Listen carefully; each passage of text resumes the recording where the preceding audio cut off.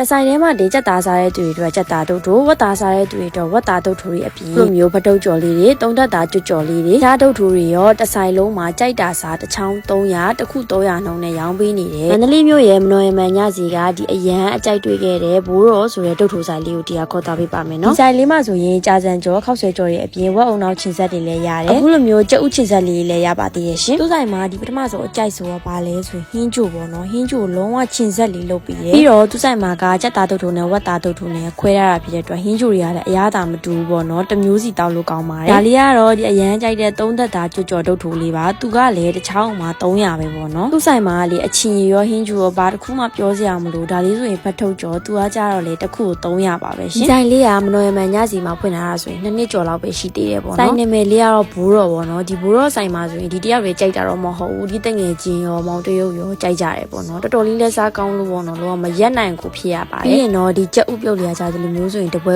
1000ပေါ့နော်ရုပ်ထိုးလေးတွေကကြတော့လေလုံးဝအနံ့လည်းမရပဲနဲ့ဟိုခဏကပြောခဲ့သလိုပဲအကုန်စားကောင်းပါတယ်တက်သားတူဆိုင်ရင်တော့တည့်ရဲ့အတိုင်းဒီကအစီဘူးကြိုက်တာဆိုတော့အစီဘူးလေးကိုအရင်စားလိုက်ပါတယ်ဒီဆိုင်လေးကဒီလိုမော်လမြိုင်နဲ့ဘာကွာလဲဆိုတော့ဒီလိုမော်လမြိုင်မှာဆိုရင်အမျိုးကြက်သားရောဝက်သားရောပြီးတော့ရောင်းတဲ့ဆိုင်လေးမရှိဘူးပေါ့နော်အဲ့ဒီခါကျတော့တငယ်ချင်းတွေပဲဖြစ်သွားစုစားတဲ့ခါကျရင်ကြက်သားမစားတဲ့သူနဲ့ဝက်သားမစားတဲ့သူနဲ့ရှိတဲ့ခါကျတော့ပေါ့နော်ဒီဆိုင်လေးတွေမျိုးရှိတဲ့ခါကျရင်အရန်အဆင်ပြေရပေါ့နော်ကြက်သားစားတဲ့သူကကြက်သားစားဝက်သားစားတဲ့သူကဝက်သားစားဆိုပြီးတော့စားလို့ရတယ်ဒါကြောင့်မို့လို့ဒီဆိုင်လေးကတော့ဒီမန္တလေးကိုရောက်တိုင်းအမြဲစားဖြစ်နေမယ့်ဆိုင်လေးတစ်ဆိုင်လို့လည်းပြောလို့ရပါတယ်ရှင်ကဲဒါဆိုရင်တော့ဗီဒီယိုလေးကိုဒီရောက်ကြည့်လာပြီးတဲ့အတွက်အားလုံးကိုကျေးဇူးတင်ပါတယ်ရှင်နောက်ဗီဒီယိုမှာပြန်လည်ဆုံကြမယ်နော်အားလုံးပဲဒါပါ